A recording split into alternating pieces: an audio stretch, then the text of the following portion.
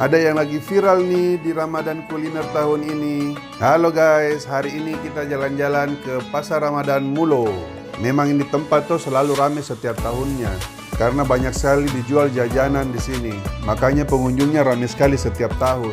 Di sini juga kita bisa berburu takjil dan mencari makanan-makanan enak. Ini saya datang sudah menjelang buka puasa. Lihat sendiri mito guys, banyaknya orang. Jadi langsung kita hunting kira-kira makanan apa ya yang bagus buat dipakai buka puasa. Saking banyaknya tenan di sini saya jadi bingung mau beli yang mana ya. Karena semuanya enak-enak guys, mulai dari makanannya dan juga minumannya. Memang kalau mau kita datang di sini itu harus cepat supaya bisa kita juga dapat tempat duduk guys. Karena pengunjung di sini itu hingga ribuan orang.